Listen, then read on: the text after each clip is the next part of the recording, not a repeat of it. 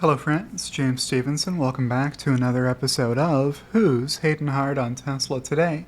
In today's video, we will meet a hater who is trying to tweet out some 5-year-old FUD about EVs. But before we get to that, I'm joined today by my co-host Loki, who you will notice is very alert and very expectant because today's episode is also Breakfast with Loki. So let me grab breakfast for Loki and deposit that. Let me move my coffee and move the Loki cam. Alright, can I do all these things at the same time? Sometimes it's hard to.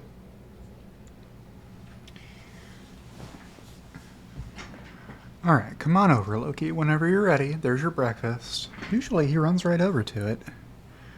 Huh.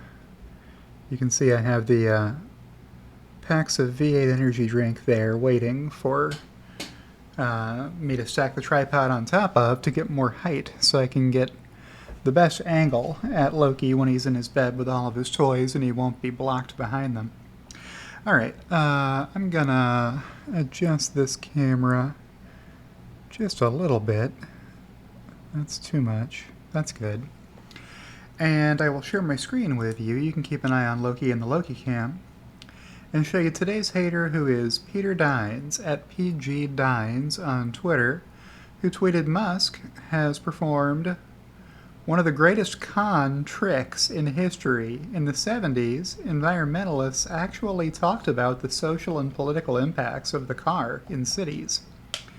Now they buy into and regurgitate his marketing around EVs being a green, clean solution. Alright, so if I scroll down this infographic a little bit, what has Peter Dynes provided for us? Well, he's got a comparison here of the Tesla Model S P100D versus the BMW 7 Series and the Mitsubishi Mirage for production emissions, then use emissions, then end-of-life emissions, life cycle emissions, and life cycle emissions per kilometer. So the Tesla Model S is lower than the BMW 7 Series on this chart, so it's the better, greener option if this is what you would have been driving otherwise.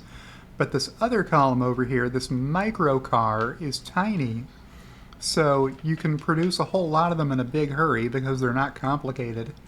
You can, stamp off a whole bunch of these little things from your factory without burning a lot of electricity doing it. It's not a very complicated machine, right? But it is going to burn gasoline its entire life, and it'll never get any cleaner, right? Which is where this thread is going. So yeah, the point here, life cycle emissions per kilometer. The Tesla Model S, a huge, 6-passenger luxury SUV, if you've got a tiny passenger in the front row middle seat. Is there a front row middle seat in the Model S?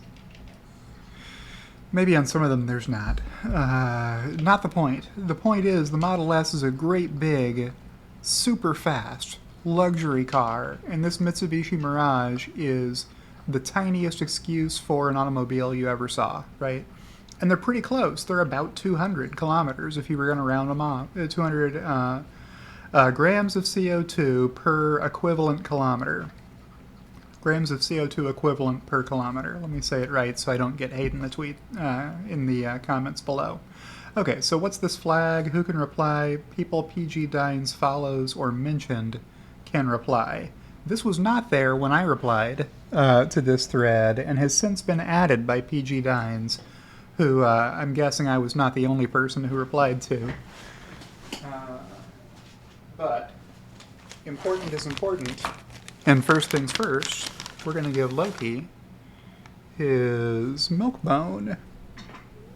There you go, buddy. There you go. Good boy. Okay. So he had to chase. Let's see. This was November 30th. What? Yeah, okay, so both of these came out on November 30th. I don't see the timestamp on this one. Knew this would agitate those who simply can't accept we need to fundamentally change our way of life. Delusions of green growth are just that, a delusion. Man, if you're trying to sell people on the idea of fundamentally changing their way of life, I mean, all I can say is best of luck to you. And I have to be careful how I talk about this because plenty of people who follow me agree that less people ought to be driving automobiles. All right, fine. That's an okay position for you to hold, but you've got an uphill battle trying to convince people who live in West Texas that they should walk or bike more. Well, that's a really challenging environment to walk or bike more. If you live in Amsterdam, it makes all the sense in the world to walk and bike, right? It's a very tightly clustered city center. Many European cities are this way because they were built before the automobile, right? So people needed to be able to walk to get around the cities, and they're laid out that way.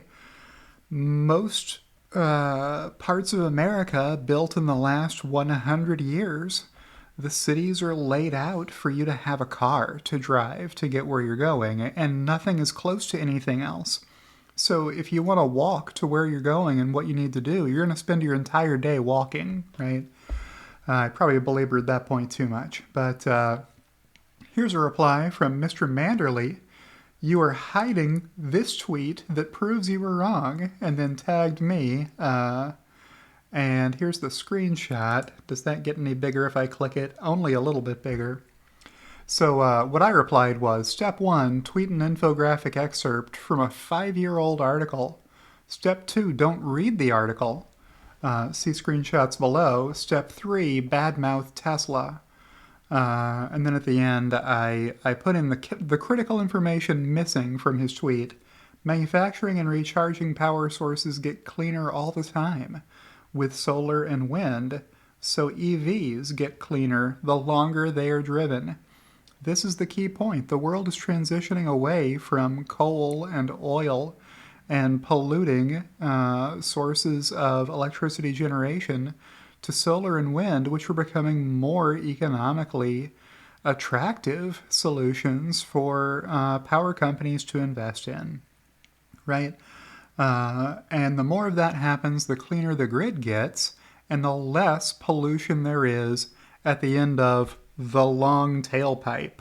Let me get my quotation fingers in here. The long tailpipe theory says EVs are just as bad because when you plug them in, that power source is actually burning coal. Well, that's very rarely the case. Like if you live in Wyoming, maybe the only power is coal because it's a 100-year-old power plant, right? But if you live in Wyoming and you put solar panels on the roof of your house, and that's how you generate all the electricity you use, including the electricity you use to power your electric vehicle, it's not true at all. You don't have any long tailpipe. You have your own energy company on the roof of your own house, generating your own power, and you are self-sufficient. If you're a doomsday prepper, you are prepared for the zombie apocalypse if you have solar panels on your roof and enough power walls in your garage and electric vehicles that you can charge with that electricity. You will still be driving around your neighborhood when everybody else has long since run out of gasoline, right? So I know these are too small to show you, so I brought up the article. So here's the article from the Financial Times. Electric cars' green image blackens beneath the bonnet. Research into the life cycle of electric vehicles is a wake-up call for an industry geared to promote zero-emission cars. Well, yeah, while you're driving it, it's zero emission, which is not to say that there's no emissions at any point in the life cycle of the vehicle, but please hold the alternative transportation source to the same standard and ask yourself, is it zero emission throughout its entire life cycle? And the answer will always be no. I don't want to skip past the date. November 8th, 2017, which is why I called it a 5-year-old article. It is. And they talk about the Mitsubishi Mirage. I'm not going to read you the whole article, but here's the infographic that we just saw. Now, maybe it got passed around and Patrick didn't pull it from this article, so he didn't have a chance to read the article. I'll give him the benefit of the doubt and say Sometimes these things grow legs and take on a life of their own. But where are the points that I wanted to get to? Electric vehicles are zero emission by definition. Regulators only measure what comes out of the exhaust pipe. Well, there is no exhaust pipe. Well, that's true. Electric vehicles don't have exhaust pipes. That doesn't mean that their entire life cycle is emission free. And you should take that into account when you're comparing, right? Just be fair about it when you do, and include the costs of exploring for oil, drilling for oil, pumping oil, shipping oil, refining oil, transporting oil to gas stations. Do you think maybe there's any emissions involved anywhere in that process to get the gasoline into your car in the first place? Yes, there's a lot, right? So include that stuff when you're doing your analysis. The best research groups do and routinely find that electric vehicles are already the cleanest kind of vehicle you can buy if you need a vehicle. And they get cleaner the longer they're used because the grid keeps getting cleaner. So even if you don't have solar panels on your roof and you're just recharging from the grid, the average grid across the world gets cleaner every year than it was the year before, when old coal and oil power plants get retired, decommissioned, and replaced by wind, solar, hydro, geothermal, etc., zero emission sources. So what did I want to get to in here? Okay. According to the Union of Concerned Scientists, the average electric car in the U.S. already produces less than half the carbon emissions of a conventional car over its lifetime. As more renewable energy from the likes of wind and solar displace coal in the electricity grid, the reductions will become greater. They are good today, and they could be even better tomorrow, says UCS, Union of Concerned Scientists, researcher Don Ainer. So that's the point I've been making.